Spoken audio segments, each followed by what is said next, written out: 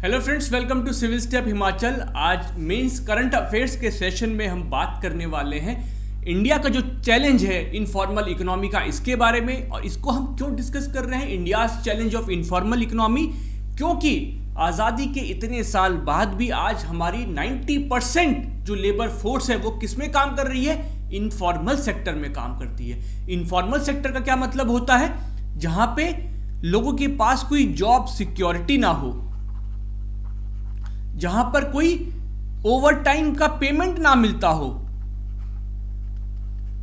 जहां पर कि कोई सोशल सिक्योरिटी बेनिफिट्स ना मिलते हो,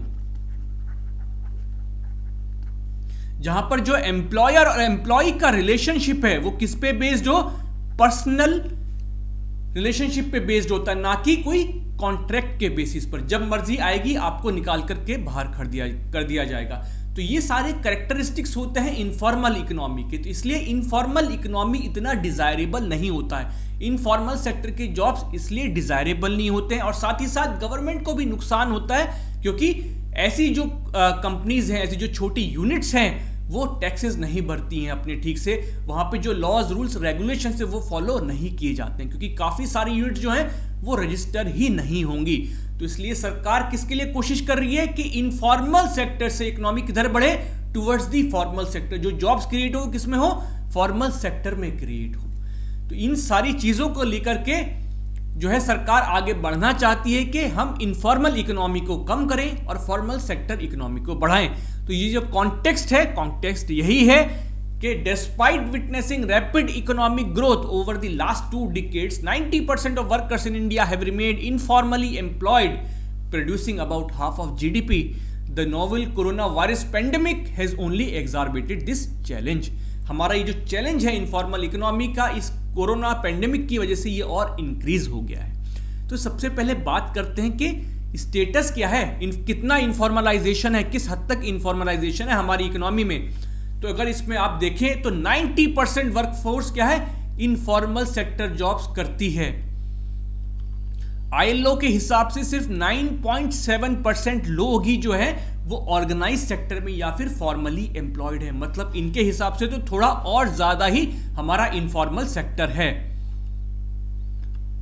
पीरियोडिक लेबर फोर्स सर्वे यानी कि पीएलएफएस कहता है कि जो इनफॉर्मल वर्कर्स हैं उसमें से 75 जो है वो सेल्फ एम्प्लॉयड हैं। जैसे एग्रीकल्चर, छोटी मोटी उनकी लैंड है उसमें काम कर रहे हैं, या फिर कुछ अपना ठेला रेढ़ी कुछ लगाते हैं, या फिर घर घर जाकर कोई सामान बेचते हैं। तो 75% वर्कर्स क्या हैं, सेल्फ एम्प्लॉयड हैं जो इनफॉर्मल सेक्टर में हैं। 50% इनफॉर्मल वर्कर्स कहां पे काम करते हैं, नॉन एग्रीकल्चरल सेक्टर में। जनरली एक परसेप्शन होता है कि इनफॉर्मल वर्कर सबसे ज्यादा आपको कहां देखने को मिलेंगे, एग्रीकल्चर सेक्टर में। लेकिन यह भी ध्यान देने की बात है कि अबाउट 50% जो इनफॉर्मल वर्कर्स हैं वो नॉन एग्रीकल्चरल सेक्टर्स में हैं। यानी कि सिर्फ एग्रीकल्चर ऐसा नहीं है कि उसमें ही सिर्फ इनफॉर्मल सेक्टर के वर्कर्स हैं, बल्कि नॉन एग्रीकल्चरल सेक्टर यानी कि इंडस्ट्रियल सेक्टर में या फिर सर्विस सेक्टर में भी बहुत सारे ऐसे लोग हैं जो कि इनफॉर्मली एम्प्लॉयड हैं। तो ये है स्टेटस या करंट सिचुएशन क्या है इनफॉर्मलाइजेशन का इंडिया में। अगर हम बात करें कि क्यों ये इनफॉर्मलाइजेशन इतना बढ़ा या कैसे इवोल्यूशन हुआ, तो इसके बारे में अगर बात करें तो इसके पीछे जो सबसे बड़ा रीजन था वो था जो गवर्नमेंट अपनी पॉलिसीज लेकर आई। गवर्नमेंट क्या चाहती थी कि इंडस्ट्रियल ग्रोथ हो। इस इंडस्ट्रियल ग्रोथ को प्रमोट करने के लिए उन्होंने क्या किया कि बहुत सारे टैक्स बेनिफिट्स देने लग गए छोटी छोटी कंपनीज को, है ना। उनको बहुत सारी छूट दे गई कि आपको रजिस्ट्रेशन में ये सब रिटर्न नहीं भरने पड़ेंगे, आपके ऊपर ये लॉ लागू नहीं होगा। तो कंपनीज ने क्या किया, उन्होंने सोचा कि यार बड़ा बनने में फायदा क्या है, या फिर फॉर्मली रजिस्टर करने में फायदा क्या है, जब हमें छोटा रहने में, हमें इनफॉर्मल सेक्टर में रहने में इतनी सारी बेनिफिट्स मिल रहे हैं, टैक्स बेनिफिट्स भी मिलता है, सरकार की तरफ से और छूट भी मिलती है, हमें इंटरेस्ट भी कम देना पड़ता है बैंक लोन्स का, तो क्यों ना हम इनफॉर्मल सेक्टर में ही रहें। तो उन्होंने कभी आगे ग्रो करने की सोची नहीं, कभी उन्होंने बड़ा बनने की सोची नहीं। उन्होंने कम ही एम्प्लॉयज रखे, उनको अगर ज्यादा बढ़ाने थे तो उन्होंने दूसरी यूनिट शुरू कर दी, एक यूनिट में वर्कर्स नहीं बढ़ाए। क्यों नहीं बढ़ाए कि अगर वो एक पर्टिकुलर थ्रेशोल्ड से बढ़ जाते हैं, मान लीजिए 10 वर्कर से ज्यादा हो जाते हैं या फिर 20 वर्कर से ज्यादा हो जाते हैं, तो वो फॉर्मल सेक्टर में आ जाते हैं। तो उन्होंने कभी क्या किया, कभी इतने वर्कर्स को एम्प्लॉय ही नहीं किया। उनको अगर कंपनी को ग्रो करना था तो उन्होंने दूसरी यूनिट खोल दी और उसमें लोगों को एम्प्लॉय करना शुरू कर दिया, सो दैट वो टैक्स बेनिफिट जो हैं और भी जितने भी प्रकार के सरकार उनको एड देती थी, छूट देती थी, उनका वो फायदा उठा पाए। इसीलिए ज्यादा से ज्यादा जो है इनफॉर्मल यूनिट्स हुई, इनफॉर्मल वर्क जो है इंडिया में क्रिएट हुआ। सेकेंडली, इस पॉलिसीज की वजह से क्या हुआ कि एक फॉर्मल इनफॉर्मल लिंकेज बन गया। इसका क्या मतलब है कि जो बड़ी कंपनीज थी वो छोटी छोटी इन यूनिट्स को, इन कंपनीज को क्या करने लग गई, आउटसोर्स करने लग गई, अपने काम आउटसोर्स करने लग गई या इनको कॉन्ट्रैक्ट देने लग गई। जैसे आप देखें कि नाइकी है, उसकी फुटबॉल जो है, नाइकी तो एक बहुत बड़ा ग्रुप है ना, तो वो तो फॉर्मल सेक्टर के जॉब्स देगा, लेकिन वो क्या करता है, अपनी मैन्युफैक्चरिंग खुद ना करवा करके क्या करता है, किसी छोटी यूनिट को प्रोडक्शन दे देगा। वो छोटी यूनिट क्या करेगी, पंजाब में जाके जो है, जो छोटे छोटे गांव में जो लेडीज हैं वो फुटबॉल बना करके दे रही हैं, है ना, उनको क्या मिलती है, उनको वेजेस बहुत कम मिलती है, उनको कोई मेडिकल बेनिफिट नहीं है, कोई सोशल सिक्योरिटी उन लेडीज को नहीं मिल रही है। तो इन चीजों की वजह से, गवर्नमेंट की इन पॉलिसीज की वजह से एक फॉर्मल सेक्टर और इनफॉर्मल सेक्टर के बीच में लिंकेज हुआ। फॉर्मल सेक्टर ने इनफॉर्मल सेक्टर को आउटसोर्सिंग या कॉन्ट्रैक्ट पे देना शुरू हुआ, तो ये कंपनीज ऐसे काम जो है और ज्यादा ग्रो हुए और फॉर्मल सेक्टर कंपनीज जो है उसका फायदा उठाती रही, क्योंकि यहां पर क्या होता था, लेबर की जो वेजेस होती थी वो कम होती, तो सस्ते में माल बन जाता था और उनका जो है अच्छा उनको प्रॉफिट देखने को मिलता था। तो ये लिंकेजेस जो है वो बन गए और इनको तोड़ना अब इतना आसान नहीं हो रहा है। ड्वार्फिज्म, इकोनॉमिक सर्वे 2018 का वो कहता है कि इंडिया में जो ज्यादातर कंपनीज हैं वो लेस देन 100 पीपल को एम्प्लॉय करती हैं। इसी को वो कहते हैं, इस फिनोमिना को वो कहते हैं ड्वार्फिज्म। कहते हैं इसी की वजह से जो है हम कभी फॉर्मल सेक्टर की तरफ नहीं बढ़ पाए, क्योंकि इंडिया में जो यूनिट्स हैं they are characterized by dwarfism, मतलब कि mostly they employ less than 100 people और 100 workers. Excessive regulation and taxation, जो इंटरनेशनल इंस्टीट्यूशंस हैं जैसे कि IMF और वर्ल्ड बैंक, वो कहते हैं कि इंडिया में जो रेगुलेशंस हैं वो बहुत ज़्यादा हैं। आपको बहुत तरह के रिटर्न भरने पड़ेंगे, आपको जब कोई यूनिट चालू करनी है तो आपको बहुत सारे रजिस्ट्रेशन के फॉर्म्स भरने पड़ेंगे, आपको बहुत सारी परमिशंस आपको लेनी पड़ेंगी। तो इन सब की वजह से क्या होता है कि कोई भी जब यूनिट शुरू करता है तो वो छोड़ता है कि यार छोड़, पंगे में कौन पड़ेगा, बहुत टाइम लगेगा, पैसा लगेगा और पता नहीं उसके बाद भी रजिस्ट्रेशन हो पाएगा, ठीक से नहीं हो पाएगा, तो वो करते ही नहीं है। पता चला वो घर में 3-4 लोगों के साथ मिलके ही अपना काम कर रहे हैं, तो सरकार को कभी पता ही नहीं चल पाता कि अच्छा ऐसी यूनिट्स भी एग्जिस्ट करती हैं। टैक्सेशन, इंडिया में क्या टैक्सेशन क्या है, बहुत हाई टैक्सेशन है। According to IMF and world bank वो कहते हैं कि दुनिया के कंपैरिजन में इंडिया में जो टैक्सेशन है, इनडायरेक्ट टैक्सेस भी लगते हैं जब कोई प्रोडक्शन करता है और डायरेक्ट टैक्सेस भी लगते हैं, इनकी वजह से जो टैक्सेशन का लेवल्स है इंडिया में वो काफी हाई है और इसकी वजह से भी जो इनफॉर्मल सेक्टर यूनिट्स हैं वो ज्यादा लगती हैं और वो फॉर्मल सेक्टर में कन्वर्ट नहीं करना चाहती हैं, क्योंकि उनको फिर टैक्स बेनिफिट्स नहीं मिलेंगे। तो इस तरह से यहां पर इनफॉर्मल सेक्टर जो है इंडिया में इवॉल्व होता गया और धीरे धीरे ये सेक्टर जो है वो इंक्रीज होता गया। क्या स्टेप्स लिए गए हैं? 2016 के बाद सरकार ने काफी गंभीरता से इसके ऊपर काम किया है और कुछ स्टेप्स लिए हैं, जैसे कि डीमोनेटाइजेशन किया था। डीमोनेटाइजेशन के बाद क्या हुआ कि प्रमोट किया गया डिजिटलाइजेशन ऑफ फाइनेंशियल ट्रांजैक्शन, कि आप इलेक्ट्रॉनिक ट्रांजैक्शन करिए और कैश में डीलिंग कम करिए। जब डिजिटल ट्रांजैक्शन होती है तो सरकार के पास एक ट्रेल बनती है, सरकार पता लगा सकती है कि किसने किसको पैसा दिया, किस पर्पस के लिए दिया। इससे क्या होगा कि जो इनफॉर्मल सेक्टर यूनिट्स भी हैं ये भी सरकार के कहना चाहिए दायरे में आ जाएंगी। सरकार को पता चल जाएगा कि कितनी इनकम इनकी हो रही है, उसके बेसिस पर टैक्स भर रहे हैं या नहीं भर रहे हैं। फिर सरकार क्या कर सकती है, इनको मजबूर कर सकती है कि आप फॉर्मल सेक्टर में आइए। Goods and services tax GST को लेकर के आया, इसके बाद जो है फॉर्मलाइजेशन इंक्रीज हुआ है, क्योंकि सरकार ने मैंडेटरी कर दिया GST में रजिस्ट्रेशन। और जो ये आउटसोर्सिंग चल रही थी, कॉन्ट्रैक्ट चल रहा था फॉर्मल और इनफॉर्मल सेक्टर में, उसको भी क्या हो गया, उससे भी प्रमोट किया गया कि वो GST में आए। क्योंकि अगर आप बड़ी कंपनी को जो इनपुट टैक्स क्रेडिट मिलता है GST में वो लेना है तो उसको क्या करना पड़ेगा, इनवॉइस दिखाने पड़ेंगे, बिल दिखाने पड़ेंगे कि हमारे सप्लायर ने जिससे हमने प्रोडक्ट लिया है उसने वो टैक्स भरा है। अब इनवॉइस कैसे दिखाएंगे, जब वो टैक्स पे करेगा जिस यूनिट को आपने आउटसोर्स किया है या कॉन्ट्रैक्ट दिया है, तो उसको क्या करना पड़ेगा, पहले रजिस्टर करना पड़ेगा, जो प्रोडक्ट बना है उस पर जीएसटी देना पड़ेगा, तब जाकर के बड़ी कंपनी जो है वो इनपुट टैक्स क्रेडिट ले पाएगी।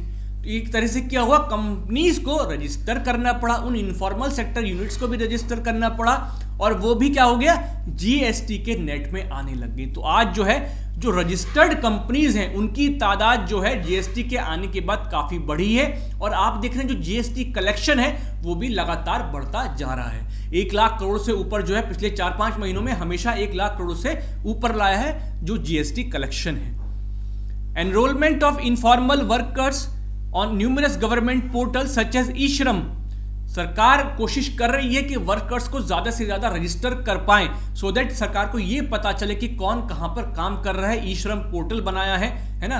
तो इस तरह से सरकार कोशिश कर रही है कि जो इनफॉर्मल सेक्टर है उसको नज किया जाए कि वो भी जो है फॉर्मल सेक्टर की तरफ बढ़े।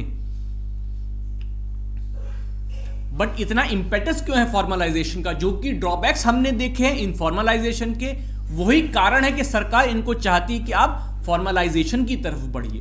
तो वो क्या रीजन है, फिर से एक बार देख लेते हैं। फॉर्मल सेक्टर ज्यादा प्रोडक्टिव होता है क्योंकि वहां पर लोगों की जो एजुकेशन स्किल डेवलपमेंट है वो ज्यादा बेहतर तरीके से हो पाता है, जो मशीन्स होती हैं वो ज्यादा बेहतर तरीके से ऑपरेट करती हैं, ज्यादा एफिशिएंसी होती है, तो ज्यादा प्रोडक्टिविटी होती है वर्कर की भी। इनफॉर्मल सेक्टर क्या रिप्रेजेंट करता है कि अंडर डेवलपमेंट है। अगर इंडिया इतनी हाई ग्रोथ रेट पे बढ़ रही है, अगर हम 5वीं सबसे बड़ी इकोनॉमी है, 6ठी सबसे बड़ी इकोनॉमी है, तो क्यों फिर हमारे यहाँ इतना इनफॉर्मल सेक्टर है। तो ये क्या बता रहा है कि हम अंडर डेवलप्ड हैं। अभी भी जो डेवलपमेंट है वो कुछ लोगों के लिए हो रहा है। तो सरकार उस परसेप्शन को भी चेंज करना चाह रही है, चाहती कि क्या हो, इंक्लूसिव ग्रोथ हो, इंक्लूसिव डेवलपमेंट हो, जिसका फायदा सभी लोगों को मिल सके। वल्नरेबिलिटी ऑफ इनफॉर्मल सेक्टर, क्या वल्नरेबिलिटीज है कि कोई सोशल सिक्योरिटी नहीं है, कोई मेडिकल बेनिफिट नहीं है, कोई जॉब सिक्योरिटी नहीं है। ऑक्सफैम की रिपोर्ट आई थी कि जब कोविड पैंडेमिक आया तो बहुत लोग अनएम्प्लॉयड हुए। तो ये जो लोग अनएम्प्लॉयड हुए उसमें से 75% कौन थे, इनफॉर्मल वर्कर्स थे, और ये ऑक्सफैम की रिपोर्ट है। तो आप देख सकते हैं कि इनफॉर्मल सेक्टर के वर्कर्स कितने ज्यादा वल्नरेबल हैं, कितने ज्यादा रिस्क पर वो काम करते हैं। लॉस टू गवर्नमेंट का क्या लॉस है, क्योंकि वो यूनिट्स जो है वो टैक्सेस पे नहीं करती हैं, टैक्स का चोरी करती हैं, तो सरकार की जो टैक्स कलेक्शन है उस पर जो है प्रभाव पड़ता है, और सरकार की जो इनकम होनी चाहिए वो उतनी नहीं हो पाती है। तो इसलिए भी सरकार जो चाहती है कि ये फॉर्मल सेक्टर में आए, सो दैट हम इनको टैक्स ब्रैकेट में लेकर के आए और हमारी इनकम इंक्रीज हो। लेकिन इन सबके बावजूद भी इनफॉर्मल सेक्टर क्यों कंटिन्यू कर रहा है? सबसे पहली बात, excessive state regulation.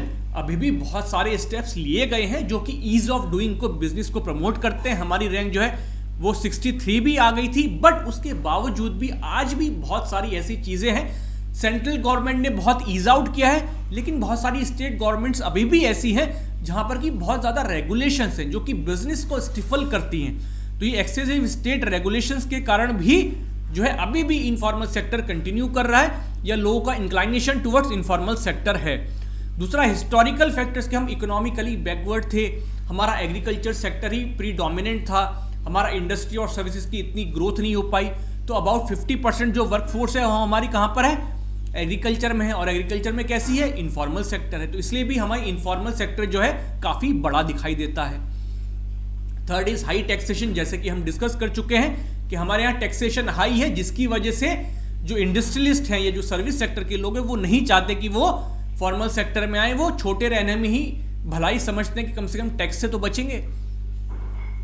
Slow decrease, ये बहुत सारी स्टडीज है जो कहती हैं कि जैसे जैसे इकोनॉमिक ग्रोथ होती है,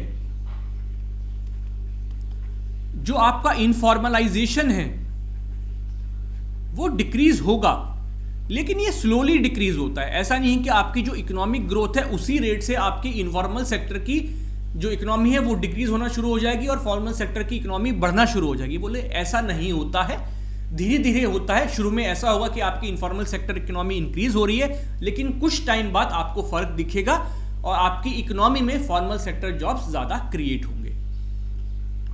तो आगे क्या करना चाहिए, ये स्टेप सरकार ने ले लिया, हमें प्रॉब्लम्स भी पता चल गई। तो वे फॉरवर्ड क्या है कि सबसे पहली बात, ईज ऑफ डूइंग बिजनेस। लोगों के लिए बिजनेस करना आसान बनाइए। जो आपका रजिस्ट्रेशन का प्रोसेस है, जो आपके एंट्री एग्जिट का प्रोसेस है ना, बिजनेस लगाना नहीं, बिजनेस से निकलना भी आसान होना चाहिए, है ना। आपको इजी क्रेडिट मिल सके तो क्रेडिट की जो टर्म्स एंड कंडीशंस है, ये सब चीजें हैं आपको ईज आउट करनी पड़ेंगी। स्किल डेवलपमेंट, जो आपके वर्कर्स हैं उनका आप स्किल डेवलपमेंट करिए, सो दैट वो क्या कहो ज्यादा प्रोडक्टिव हो, और जो बड़ी कंपनीज है वो भी उनको रखना चाहें, क्योंकि उनके पास इतनी स्किल है, जब तक स्किल नहीं होंगी तब तक कोई उनको अच्छी कंपनी उनको जॉब नहीं देगी। Third is implementation of labour laws, जो भी आपने लेबर कोड्स बनाए हैं उनको आप जल्दी से जल्दी लागू करिए, क्योंकि इन कोड्स में बात हो रही है सोशल सिक्योरिटी की, इसमें बात हो रही है फिक्स्ड वर्किंग आवर्स की, इसमें बात हो रही है मिनिमम वेजेस की। तो ये सब जब इंप्लीमेंट होंगे तो ऑब्वियसली जो वल्नरेबिलिटी है इनफॉर्मल सेक्टर की वो चली जाएगी, और अपने आप जो इनफॉर्मल सेक्टर यूनिट्स हैं वो अपने आप वो सारे बेनिफिट्स देंगी जो कि फॉर्मल सेक्टर यूनिट्स देंगी। तो वही आप चाहते हैं। तो इन लेबर कोड्स को आप जल्दी से इंप्लीमेंट करिए, जो टैक्सेशन है उसको रिड्यूस करने की जरूरत है। तो ये सारे स्टेप सरकार को और आगे लेने की जरूरत है, सो दैट एक फॉर्मल सेक्टर इकोनॉमी को हमें इंपेटस मिले और उसकी जो ग्रोथ है वो ज्यादा हो। Thank you so much friends. Next week जो है फिर से मिलेंगे एक नए मेंस करंट अफेयर्स टॉपिक के साथ। Thank you.